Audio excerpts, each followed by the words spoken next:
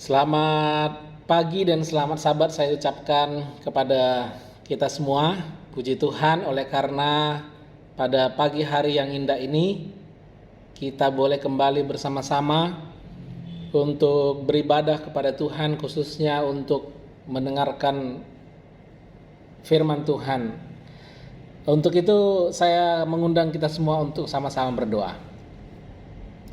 Ya Tuhan Allah kami, terpujilah namamu oleh karena segala kasih dan kebesaran Tuhan. Kami akan mendengarkan sabdamu. Mohon curahkan Roh Kudusmu Tuhan, agar kiranya kami boleh mengerti segenap firman Tuhan ini, menguatkan iman kami lebih lagi kepadamu, dan firman ini akan mengubah hidup kami lebih jauh, lebih setia kepada Tuhan. Memberkati kami semua yang akan mendengarkannya, bahkan yang nanti akan mendengarkannya. Di dalam nama Yesus kami serahkan doa kami. Amin. Baik, pada hari Sabat yang indah ini, saya rindu membawakan sebuah firman dengan judul Tuhan Perjanjian Lama dan Tuhan Perjanjian Baru. Ya, beberapa waktu yang lalu ada seorang umat Tuhan yang minta sama saya, Pak Pendeta, tolong dulu bawakan tentang Tuhan Perjanjian Lama dan Tuhan Perjanjian Baru. Saya tanya, kenapa Ibu? Saya tanya begitu, karena ini ada yang bilang kalau Tuhan itu berbeda. Kalau di Perjanjian Lama Tuhan itu adil, kalau di Perjanjian Baru Tuhan itu kasih. Ya, Tuhan itu kasih. Ada beberapa pertanyaan tentunya yang akan kita bahas pada Sabat hari ini. Yang pertama adalah, apakah benar Tuhan di Perjanjian Lama dan Tuhan di Perjanjian Baru itu berbeda? Itu yang pertama. Yang kedua, apakah Tuhan itu di Perjanjian Lama adil, di Perjanjian Baru itu kasih, sehingga di Perjanjian Lama Tuhan itu bukan Allah yang kasih, dan di Perjanjian Baru Tuhan itu bukan Allah yang adil.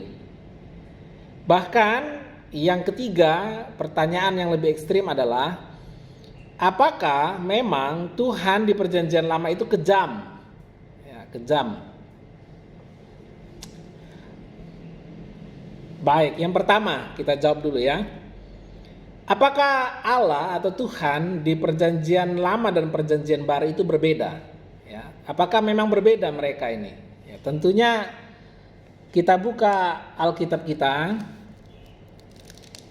di dalam kitab Ibrani pasalnya yang ke-13. Ya, Sabat yang lalu kita telah belajar bahwa kita dalam hidup harus punya apa? Prinsip. Dan sebagai orang Kristen, prinsip kita haruslah berdasarkan Alkitab.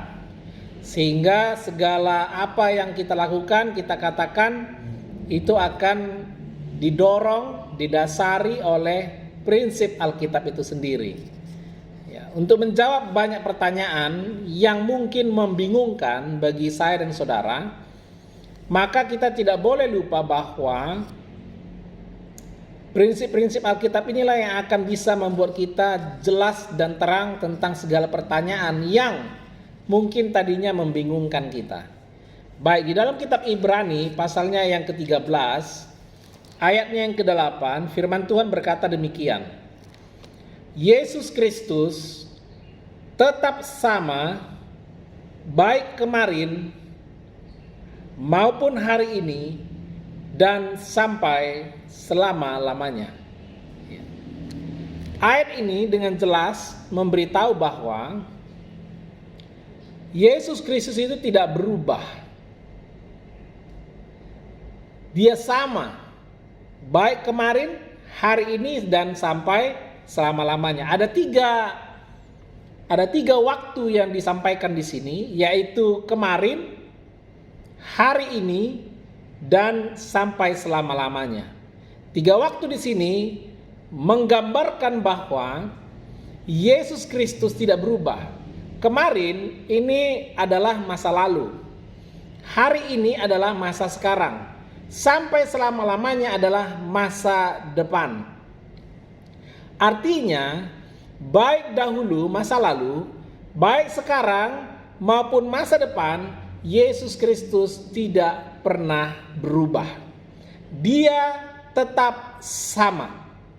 Maka atas dasar ini kita boleh mengerti, memahami, bahkan percaya bahwa Tuhan Yesus di perjanjian lama dahulu sama, di perjanjian baru sekarang juga sama, bahkan sampai nanti pun masa depan tetap sama. Kalau Yesus Kristus dulu adalah adil, maka sekarang dia adil, masa depan dia juga adil.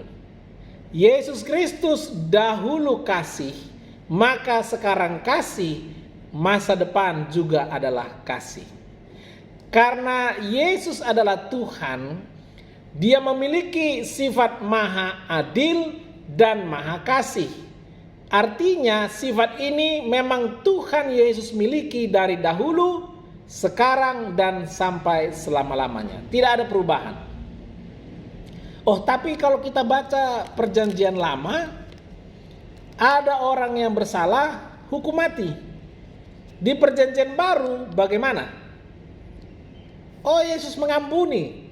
Ya, tentunya kita kalau sudah berbicara tentang hal ini, kita harus baca secara konteks, ya, secara konteks. Contoh, ada sebuah perjalanan yang dilakukan oleh bangsa Israel ketika mereka keluar dari tanah Mesir, dibebaskan oleh Tuhan melalui kepemimpinan Musa Harun. Di mana di sana mereka memasuki sebuah tempat dan Tuhan Yesus memberikan perintah bunuh semua. Baik itu laki-laki, baik itu perempuan, baik itu anak-anak, bahkan hewannya pun harus dibinasakan. Ya. Kita tahu kisah-kisah itu banyak sekali terjadi di perjanjian lama. Pertanyaannya adalah, apakah itu menggambarkan Allah itu kejam? Atau kita pakai bahasa yang halus, adil. Tetapi di perjanjian baru, Yesus banyak kali mengampuni, sehingga tidak ada keadilan di sana. Dalam pengertian, ya positifnya orang bilang kasih. Tapi jangan lupa, ini sebuah perangkap.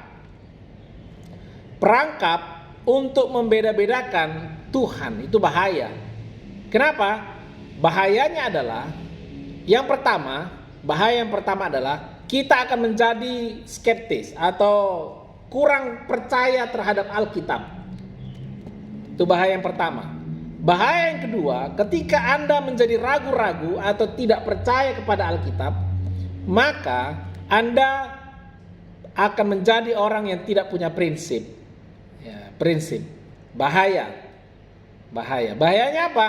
Iman kita akan menjadi kabur, bahkan akan menjadi hilang. Itu sebabnya banyak orang Kristen terbagi karena hal ini. Karena penipuan ini saya katakan. Terbagi, ada yang percaya perjanjian lama saja, ada yang percaya perjanjian baru saja, dan ada yang percaya tetap bahwa Alkitab benar dan tidak pernah berubah. Allah yang menulis, Allah yang mendorong orang-orang untuk menulis ini pun tidak berubah. Sama, dahulu dia maha adil dan maha kasih, sekarang juga adalah maha adil dan maha kasih. Kalau kita melihat kisah-kisah di dalam Alkitab ini dari sudut pandang sebagai orang jahat, kita akan katakan Tuhan itu kejam. Itu sebab jangan lupa Alkitab ini Tuhan berikan kepada manusia supaya manusia yang tadinya jahat, berdosa, itu boleh diubah oleh rasa syukur mereka ketika mengetahui bahwa Allah itu kasih dan adil. Sehingga orang-orang atau manusia-manusia yang jahat dan berdosa ini, termasuk saya dan saudara, ketika kita berubah, sudut pandang kita pun akan berubah. Ya kan? Contoh, tahukah Anda sebuah kenyataan bahwa ketika Tuhan hendak memusnahkan manusia di zaman Nuh. Tuhan memberikan waktu paling tidak untuk khotbah Nuh sampai waktunya nanti hujan turun itu 120 tahun. Tapi tahukah Anda, Nuh itu generasi ke-10. Artinya adalah sebelum Nuh, apakah pekabaran tentang pertobatan itu tidak diberitakan? Oh, diberitakan. Artinya sebenarnya Tuhan itu benar-benar adil dan kasih. Tahukah Anda bahwa kata kasih karunia itu bukanlah pertama kali muncul di Perjanjian Baru. Kata kasih karunia itu pertama kali muncul ada di kitab Perjanjian Lama. Tepatnya ada di kitab Kejadian pasalnya yang ke-6 ayatnya yang ke-8. Di sana dikatakan demikian. Tetapi Nuh mendapat kasih karunia di mata Tuhan.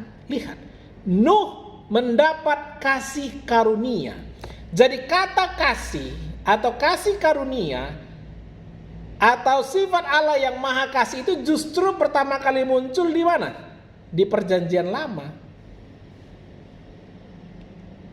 Apa artinya? Artinya Tuhan memang benar-benar tidak berubah.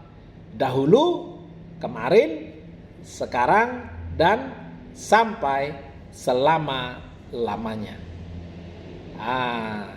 Jadi kalau dulu Tuhan itu adil, sebelum Dia memusnahkan manusia karena manusia sendiri yang menolak untuk memperoleh keselamatan, maka jangan lupa di Perjanjian Baru di zaman saya dan saudara pun akan sama.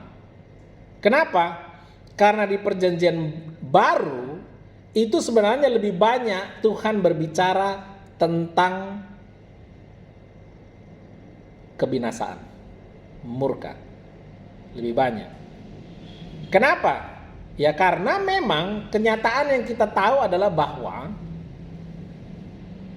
di zaman kita Perjanjian Baru adalah akhir dari sejarah manusia, di mana tidak akan ada lagi nanti manusia berdosa. Kalau di Perjanjian Lama, ketika Tuhan memusnahkan manusia, Tuhan masih memberikan kesempatan bagi manusia itu untuk berkembang biak. Ya kenapa? Pertanyaannya kenapa? Karena Tuhan Yesus belum lahir sebagai juru selamat. Kalau di zaman kita, kalau Tuhan nanti akan membinasakan kembali manusia, tidak ada lagi kesempatan. Kenapa? Karena Tuhan Yesus sudah menjelma menjadi manusia, telah hidup di antara kita, bahkan mati untuk kita, tapi Dia hidup juga untuk kita. Dia telah naik ke surga untuk kita, menjadi imam besar, pembela kita, dan nanti akan kembali lagi menjemput kita. Jadi ada perbedaan antara Perjanjian Lama dan Perjanjian Baru tentang hal itu hanya di konteks keselamatan. Dalam pengertian Perjanjian Lama, walaupun sudah dibinasakan, yang hidup-hidup selamat, hidup-hidup itu ada 8 orang, Nuh dan keluarganya, anak-anak menantunya. Kalau di Perjanjian Baru nanti, Yesus katakan menurut kitab Wahyu 144.000. Kita kembali. Jadi sebelum Tuhan memusnahkan manusia, paling tidak 10 generasi diberikan pekabaran, dan di generasi ke-10 Nuh itu lebih spesifik pekabarannya. Kita lanjut. Nuh berkembang biak, manusia bertambah jahat lagi, lupa, kemudian masuk kepada zaman Abraham.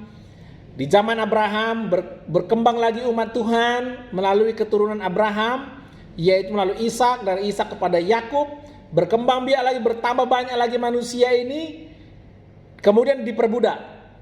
Oke, jangan lupa, Abraham telah membawa pekabaran kebenaran, pertobatan melalui kehidupannya dalam perjalanannya. Tentunya dia juga ada di Kanaan waktu itu, dan orang-orang di Kanaan tahu itu. Sesudah itu 400 tahun bertambah banyak ini keturunan Abraham. diperbudak di bangsa Mesir, kemudian mukjizat-mukjizat yang luar biasa besarnya dan dahsyatnya itu didengar oleh semua manusia di zaman itu, termasuk orang-orang di Kanaan, bangsa-bangsa di Kanaan, di mana pekabaran itu mengingatkan mereka tentang pekabaran tentang pertobatan. Itu jangan lupa ya. Jadi kalau kita hitung, sebenarnya Kanaan pun kalau kita mau hitung setiap generasi itu 40 tahun. Sesudah 40 tahun muncul generasi baru, 40 tahun generasi baru. Dari mana kita dapatkan hitungan ini? Dari kisah ketika bangsa Israel mereka mau masuk tanah Kanaan, kemudian 10 pengintai dikirim, 8 hanya 2 yang benar-benar memberikan pekabaran yang sesungguhnya, yang benar-benar mendukung apa kata Tuhan, supaya tetap masuk. Jangan takut, Tuhan menyertai. Tapi ditolak, yaitu pekabaran Yosua dan Kaleb. Sehingga pada saat itu bangsa Israel harus kembali lagi berkeliling di padang gurun 40 tahun. Dari 40 tahun semua generasi yang keluar dari Mesir, generasi pertama yang keluar dari Mesir itu semuanya mati, kecuali Yosua dan Kaleb. Jadi kita mau hitung, berarti satu generasi itu adalah 40 tahun. Maka kalau kita hitung dengan bangsa Israel yang diperbudak di Mesir 400 tahun kurang lebih, maka kita dapatkan bahwa 10 generasi sebenarnya bangsa Kanaan diberikan kesempatan. Sehingga sesudah penolakan 10 generasi ini, maka semua harus binasa. Kalau masih menolak, saya mau tanya, apakah tidak ada kasih di sana? Oh ada. Apakah tidak ada adil di sana? Oh ada. Tahukah Anda di zaman itu, kalau sampai satu saja itu akan ada atau tidak dibinasakan seluruhnya, di zaman kita tahu akibatnya. Sampai hari ini di daerah Kanaan tidak ada keamanan, selalu perang. Itulah akibat karena tidak menurut sama Tuhan. Kita tahu Saul pun melakukan kesalahan itu. Dia bebaskan seorang raja, tidak dia binasakan. Dan kita juga tahu bahwa orang-orang yang tadinya harusnya binasa tapi tidak dibinasakan, sampai hari ini keturunan mereka adalah orang-orang yang selalu menentang kebenaran. Tidak semua, karena semua orang Tuhan berikan juga pada akhirnya pilihan untuk apa? Untuk memilih keselamatan atau kebinasaan. Tapi kita tahu bahwa ketika itu dibiarkan, maka kekacauan sajalah yang terjadi. Ya, artinya begini, kita kembali lagi. Apakah Tuhan di perjanjian lama kejam? Oh tidak. Apakah dia adil? Oh iya adil. Di perjanjian baru? Oh iya dia adil. Apakah di perjanjian lama Tuhan itu kasih? Oh iya kasih. Kita sudah baca kata kasih karunia. Kejadian 6 ayat 8. Apakah di perjanjian baru juga kasih? Oh iya kasih. Artinya begini. Kita dapatkan sebuah kesimpulan bahwa Tuhan tidak pernah berubah. Baik perjanjian lama, baik perjanjian baru, baik di perjanjian lama sebagai Allah yang kasih dan adil, maupun di perjanjian baru sebagai kasih dan adil. Tidak ada perbedaan. Kenapa? Ibrani 13 ayat 8. Karena Yesus Kristus tetap sama baik kemarin, sekarang maupun sampai selama-lamanya. Ada satu hal yang harus kita ketahui tentang Tuhan Yesus. Bahwa dia tidak pernah membuat sebuah keputusan tanpa memberitahu terlebih dahulu. Itu sebabnya dia akan selalu beritahu melalui para nabinya. Nah, kalau di perjanjian lama pekabaran itu telah diberikan bahwa Tuhan tidak akan lagi membinasakan manusia yang tidak mau percaya dan bertobat melalui air, maka di perjanjian baru pekabarannya adalah Tuhan akan membinasakan manusia dengan api. Dan itu sudah dikabarkan sejak zaman nabi-nabi sampai kepada zaman kita sekarang. Artinya adalah Tuhan itu kasih dan adil. Dia tidak pernah melakukan sesuatu tanpa memberikan kesempatan dan waktu yang sangat panjang sekali. Kenapa saya katakan sangat panjang sekali? Bayangkan 10 generasi. 10 generasi. 10 generasi.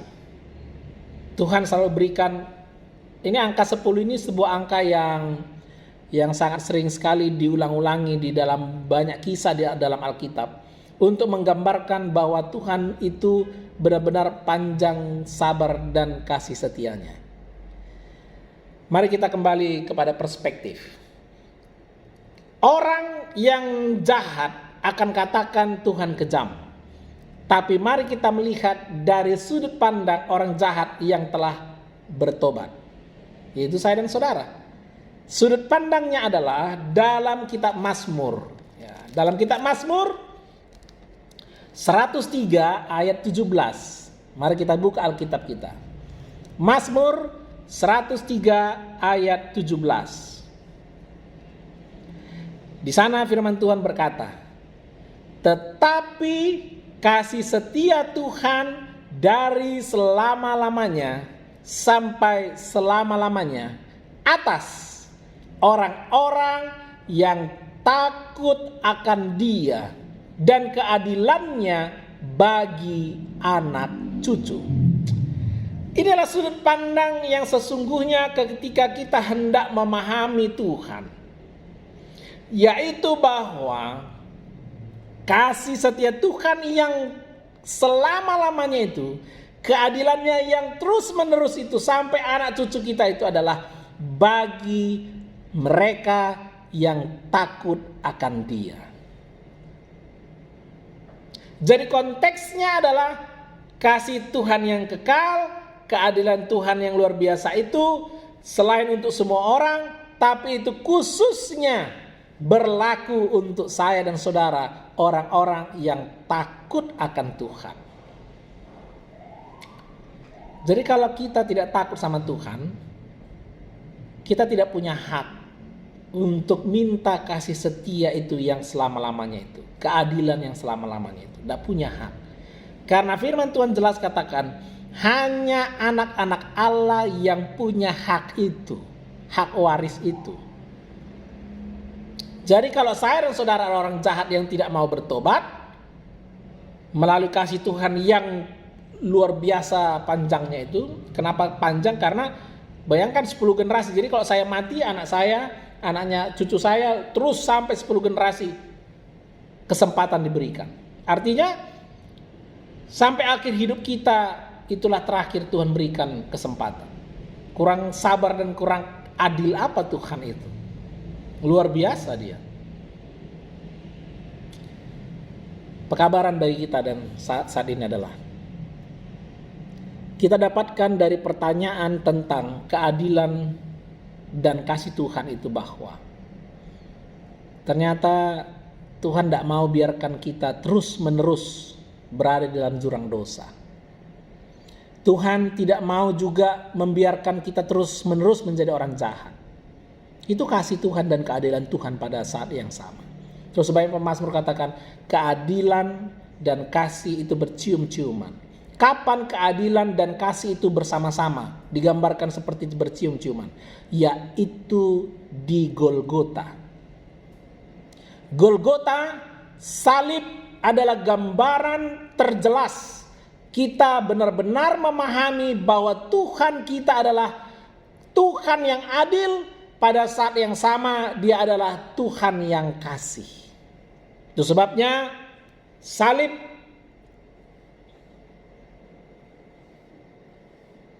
Tuhan, kemudian kasih dan adil bersama-sama. Tidak berat sebelah. Kasih dan adil tidak berat sebelah. Sama.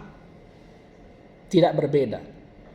Salib gambaran terindah di mana kita benar-benar bisa percaya, melihat dan memahami Tuhan kita benar-benar kasih dan adil. Kasih, Dia selamatkan kita melalui kematiannya. Adil, Dia mati menggantikan kita. Panggilan. Apakah Anda dan saya tidak lebih lagi percaya kepada Dia? Apakah iman kita tidak lebih lagi bertumbuh dan kuat melalui kenyataan bahwa kita memiliki Allah yang luar biasa. Tidak ada Allah seperti Dia. Itulah kenapa Tuhan itu Esa. Tidak ada Allah seperti Dia. Tidak ada Allah lain. Dia Esa. Tidak ada Allah yang lain seperti Dia. Satu-satunya. Hanya Dialah Tuhan Allah yang luar biasa, Yesus Kristus, yang satu-satunya memiliki sifat adil dan sifat kasih pada saat yang bersamaan. Kiranya Tuhan memberkati saya dan saudara. Iman kita akan lebih kuat lagi. Tuhan Yesus tidak pernah berubah. Kemarin, sekarang, dan sampai selama-lamanya. Dahulu Dia kasih dan adil, sekarang Dia juga adalah kasih dan adil. Kalau ada ajaran-ajaran yang mencoba mengaburkan kita, yang mencoba membuat kita menjadi ragu-ragu, ingat prinsip ini. Tuhan Yesus tidak pernah berubah. Kemarin, sekarang, dan sampai selama-lamanya. Kiranya Tuhan memberkati kita. Amin.